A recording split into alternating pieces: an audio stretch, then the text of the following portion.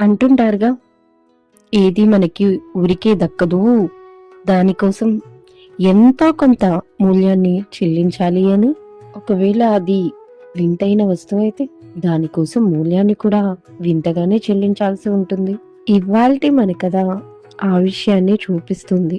రామాపురం అనే ఊరిలో ఒక పేద కుమ్మరి ఉండేవారు. తన దగ్గర కనీసం కడుపు నిండా తినేంత డబ్బు కూడా ఉండేది కాదు. అమ్మా, నాన్న, ఆకలేస్తుంది. ఇలా తీసుకోరాము. లక్ష్మి, నువ్వు తిన్నావా? నేను తినేసానండి. అబద్ధం చెప్పకు. ఇంట్లో ఇంకేమీ లేవు కదా. నన్ను క్షమించు లక్ష్మి. నేను మీకు కడుపు నిండా అన్నం కూడా పెట్టలేకపోతున్నాను. నన్ను క్షమించండి. ఆ రోజు తర్వాత కమ్మరి ఎంతో కష్టపడతాడు. కానీ తను ముగ్గురు కడుపు నింపేంత అస్సలు సంపాదించలేకపోతాడు. ప్రతిరోజు ముగ్గురిలో ఎవరో ఒకరు ఆకలితో పడుకోవాల్సి వచ్చేది. అలాంటప్పుడు ఒకరోజు రాత్రి అతనికి ఒక వింత సంఘటన ఎదురవుతుంది. మధ్యాహ్నం నిద్రపోయిన వాళ్ళ అబ్బాయి రాజు అస్సలు మేల్కొనడమే లేదు. తల్లి వచ్చి లేపడానికి ప్రయత్నించేసరికి రాజు చనిపోయాడని తెలుస్తుంది. తన ఒక్క కొడుకు చనిపోయేసరికి తల్లి చాలా దుఃఖిస్తుంది. పిల్లాడిని చూసి వాళ్ళ పెంపుడు కుక్క బన్ను కూడా చాలా బాధపడుతుంది. ఆ కుమ్మరికి తన బిడ్డ చనిపోయాడన్న దుఃఖంతో పాటు మరో బాధ ఏంటంటే తన దగ్గరే తన బిడ్డ అంత్యక్రియలకు కూడా డబ్బులు లేవు. తను బాబుని తీసుకుని ఎవరికీ తెలియకుండా తను కుండలు తయారు చేయడానికి మట్టి తవ్వి తీసుకొచ్చే ప్రదేశానికి తీసుకువెళ్తాడు పాతి పెట్టడానికి. అలా పాతి పెట్టి ఏడ్చుకుంటూ వెళ్ళిపోతూ అలా తిరిగేసరికి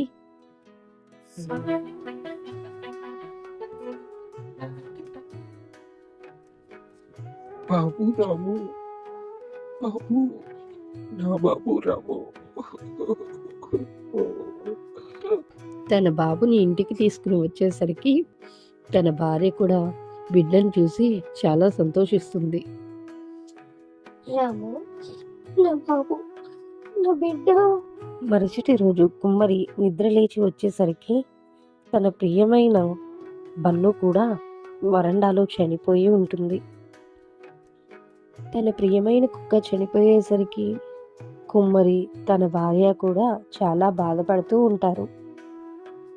మన ఇంట్లో ఎలా జరుగుతుంది ఏంటండి? నిన్న మన బిడ్డకు ఎలా జరిగింది, ఇవాళ మన బంధువు కూడా. లక్ష్మి, మన బాబు ఇంకా బన్ను చాలా ప్రేమగా ఉండేవారు. బహుశా ఇది తన ప్రాణాన్ని ఇచ్చి మన బిడ్డ ప్రాణాన్ని కాపాడింది అనుకుంటా. దీన్ని త్వరగా తీసుకెళ్ళండి. ఒకవేళ రాముకు తెలిసిందంటే వాడు ఇంకా చాలా బాధపడతాడు. రాముని ఆ మట్టిలో పాతి పెట్టాను కాబట్టే వాడు బతికాడు. ఒకవేళ బన్ను కూడా బతకొచ్చేమో. దీన్ని కూడా అక్కడికే తీసుకువెళ్తాను. కుమ్మరి బాధతో కుక్కని ఎత్తుకుంటాడు. దాన్ని తీసుకువెళ్ళి అదే మట్టిలో పాతి పెడతాడు. ఎక్కడైతే రాముని పాతి పెట్టాడో కాసేపు వేచి చూస్తాడు. కానీ ఏమీ జరగకపోయేసరికి ఇంటికి రావడానికి తిరిగేసరికి మళ్ళీ ఆ భూమిలో శబ్దాలు వస్తాయి.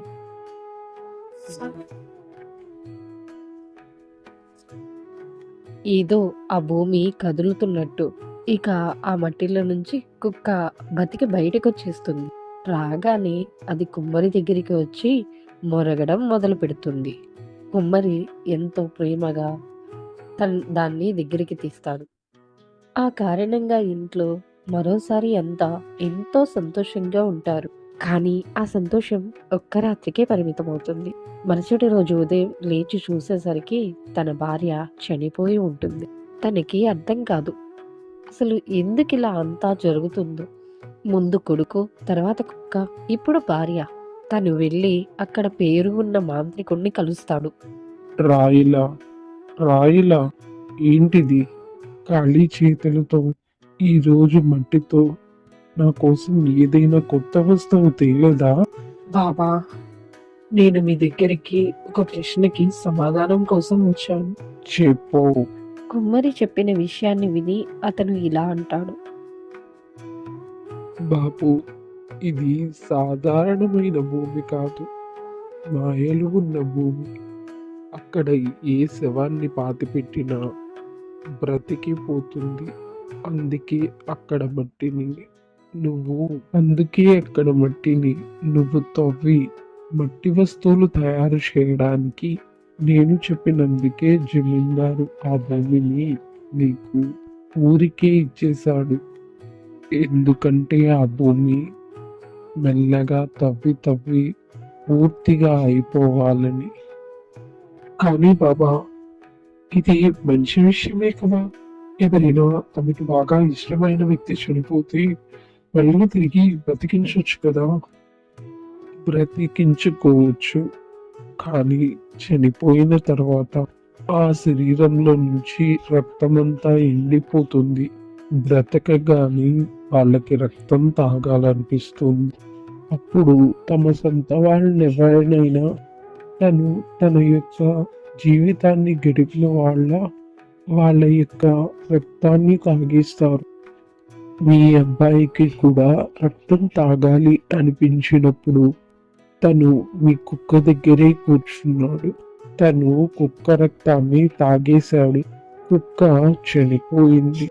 కుక్క బ్రతికినాక తనకు కూడా రక్తం తాగాలని అనిపించినప్పుడు మీ భార్య ఆ కుక్కని ఊరుకోబెట్టడానికి తన దగ్గరికి వెళ్ళినప్పుడు అప్పుడు ఆ కుక్క ఆమె రక్తాన్ని తాగేసింది.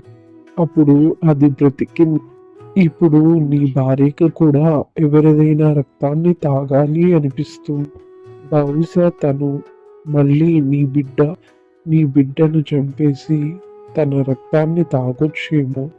ఈసారి అలా జరిగితే మళ్ళీ నీ బిడ్డ తిరిగి బ్రతికి రాదు. ఎందుకంటే ఆ మాయా భూమి ఒకేసారి జీవనదానం ఇవ్వగల. ఏంటి? ఇక అక్కడి నుంచి కుమ్మరి వెంటనే బయలుదేరతాడు. ఏమైందమ్మా? నాకు దాహంగా ఉంది బాబు. మంచినీళ్ళు తీసుకురానా అమ్మా? వద్దు బాబు, నేను రక్తాన్ని తాగాలి. నేను నీ రక్తాన్ని తాగుతాను. అయితే సరే, తాగు. నువ్వు ఆగు లక్ష్మి, నాకు చాలా దాహంగా ఉంది. నేను వచ్చేసాను కదా. ఇందా నా రక్తాన్ని తాగు. నువ్వు ఒక తల్లిని, నేనొక తండ్రిని. ఒక తండ్రి కన్నా ఒక తల్లి బిడ్డని బాగా పెంచగలదు.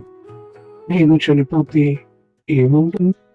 నువ్వు నా బిడ్డని చాలా బాగా చూసుకుంటావు. కానీ ఒకవేళ మన పిల్లాడు చనిపోతే మనం ఎవరి గురించి బతకాలి? నువ్వు బయటకు వెళ్ళు బాబా. బయట మూతిగా ఆడుకో. కాసేపట్లో అమ్మ వస్తుంది. అలా కాసేపటి తర్వాత కుమ్మరి తన ప్రాణాలను వదలాల్సి వస్తుంది. పాపం ఆ రోజు కుమ్మరివాడు ఆ కుక్కను మోతిని బతికించి ఉండాల్సి ఉండేది. లేకపోతే ఇవాళ తన కుటుంబం సంతోషంగా ఉండేది. అందుకే అంటారు, ఒకవేళ మీకు ఏదైనా అవాంఛనీయ సంఘటన జరిగితే చాలా జాగ్రత్తగా ఆలోచించి దాన్ని మీరు ఉపయోగించుకోవాలి. లేదంటే ఇలాంటి అవాంఛనీయ సంఘటనలు బదులుగా మీ ప్రాణాలనే ఇవ్వాల్సి రావచ్చు.